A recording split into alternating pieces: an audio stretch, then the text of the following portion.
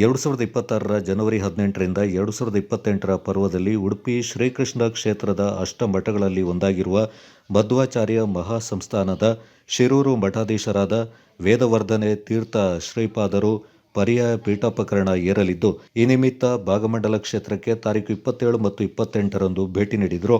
ಈಗಾಗಲೇ ಪ್ರಯಾಗರಾಜ ಸಹಿತ ಉತ್ತರ ಭಾರತದ ಪುಣ್ಯಕ್ಷೇತ್ರಗಳಿಗೆ ಚೈತ್ರ ಯಾತ್ರೆ ಪೂರೈಸಿರುವ ಜಗದ್ಗುರುಗಳು ಕೋಲಾರ ಜಿಲ್ಲೆಯ ಚಿಂತಾಮಣಿಯಿಂದ ತಾಲೂಕು 27ರ ತಡರಾತ್ರಿ ತಮ್ಮ ಶಿಷ್ಯರೊಂದಿಗೆ ಭಾಗಮಂಡಲಕ್ಕೆ ಆಗಮಿಸಿದ್ರು. ನಿವೃತ್ತ ಕಾರ್ಯನಿರ್ವಾಹಕ ಅಧಿಕಾರಿ ಎಸ್. ಸಂಪತ್ಕುಮಾರ್ ದಂಪತಿ ಹಾಗೂ ಶ್ರೀ ಬಗಂಡೇಶ್ವರ ದೇವಾಲಯದ ಅರ್ಚಕ ಬಳಗ ಪೂಜ್ಯರನ್ನ ಗೌರವಿಸಿ ಬರಮಾಡಿಕೊಂಡ್ರು. ಈ ವೇಳೆ ಮಾಧ್ಯಮದೊಂದಿಗೆ ಪ್ರತಿಕ್ರಿಯೆ ನೀಡಿದ ಶ್ರೀಗಳು, ತಮ್ಮ ಪರ್ಯಾಯ ಸಂದರ್ಭದಲ್ಲಿ ನಿತ್ಯ ಚತುರ್ವೇದಗಳ ಪಾರಾಯಣ ಮತ್ತು ಅಧ್ಯಯನಕ್ಕೆ ವಿಶೇಷವಾಗಿ ಒತ್ತನ್ನು ನೀಡಲಾಗುತ್ತೆ. ಆ ಮೂಲಕ ಲೋಕ ಕಲ್ಯಾಣಕ್ಕಾಗಿ ಭಗವಂತನಲ್ಲಿ ಪ್ರಾರ್ಥನೆ ಸಲ್ಲಿಸಲಾಗುವುದೆಂದರು. ಅಲ್ಲದೆ ಈ ಅವಧಿಯಲ್ಲಿ ಕ್ಷೇತ್ರದ ದರ್ಶನ ಪಡೆಯಲು ಆಗಮಿಸುವ ಸರ್ವ ಭಕ್ತ ಜನತೆಗೆ ನಿತ್ಯ ಅನ್ನ ದಾಸೋಹ ಮುಖಾಂತರ ವಿಶೇಷವಾಗಿ ಭಗವಂತನ ಕೃಪೆಗೆ ಪಾತ್ರರಾಗುವ ದಿಸೆಯಲ್ಲಿ ಗಮನ ಹರಿಸಲಾಗುವುದೆಂದರು. ಕೊಡಗು ಚಾನಲ್ ವಿಶೇಷ ವರದಿ ಶ್ರೀ ಸುತ ಮಡಿಕೇರಿ.